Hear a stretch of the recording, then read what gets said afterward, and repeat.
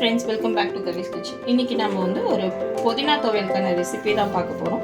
அதுக்கு நான் வந்து ஒரு கடாய் எடுத்திருக்கேன். கடாயை கொஞ்சமாக எண்ணெய் விட்டுக்கலாம். எண்ணெய் சூடானது இந்த கப்பில் வந்து ஒரு 1/4 கப் வந்து உளுத்தம்பருப்பு எடுத்திருக்கேன். நான் வந்து தோல் எடுத்த உளுத்தம்பருப்பு எடுத்திருக்கேன். நீங்கள் கருப்பு உளுந்து வேணும்னாலும் சேர்த்துக்கலாம். இது நல்லா ஒரு கோல்டன் ப்ரௌன் வர வரைக்கும் நல்லா நம்ம வதக்கிக்கலாம்.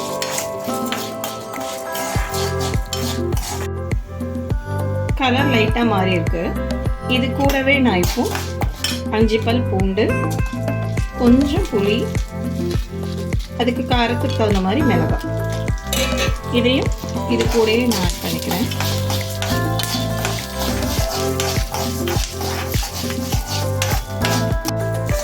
இது நல்லா இப்போ கலர் மாறி இருக்குது. இதை நான் இப்போ ஒரு பிளேட்டில் ட்ரான்ஸ்ஃபர் பண்ணிக்கிறேன்.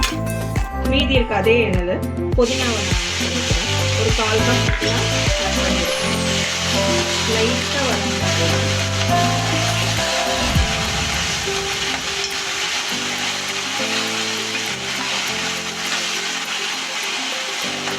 இது நம்ம இப்போ வேறு இதில் மாற்றிக்கலாம். நம்ம முதல்ல வறுத்து வச்ச பருப்பு இதெல்லாம் அரைச்சிக்கலாம். அது கூட நான் கொஞ்சமாக பெருங்காயம் ஆட் பண்ணிக்கிறேன். பொடியாக கொஞ்சம் அரைச்சிட்டு அது கூட புதினா சேர்த்து அரைக்கலாம். பொடியாக அரைச்சாச்சு. அது கூட நான் உப்பு சேர்த்துருக்கேன். புதினாவும் சேர்த்துடலாம். புதினா சேர்த்துட்டு நம்ம அரைச்சிடலாம். மிக்சியில் தேவைன்னா கொஞ்சமாக தண்ணி தெளித்து அரைச்சிக்கோங்க. மிக்சியில் அரைச்சி எடுத்தாச்சு. இது வந்து ரொம்ப நைஸாக அரைக்காமல் கொஞ்சம் கொரன்னு இருந்தால் நல்லாயிருக்கும் உங்களுக்கு சாதத்து கூட சாப்பிட்றப்போ.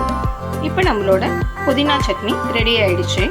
இதை வந்து நீங்கள் சூடாக சாதத்து கூட கொஞ்சம் நல்லெண்ணெய் விட்டு பிசைஞ்சு சாப்பிட்டிங்கன்னா சூப்பராக இருக்கும். உங்களுக்கு இந்த வீடியோ பிடிச்சிருந்ததுன்னா ஷேர் பண்ணுங்கள், கமெண்ட் பண்ணுங்கள், சப்ஸ்கிரைப் பண்ணுங்கள். தேங்க்யூ ஃபார் வாட்சிங்.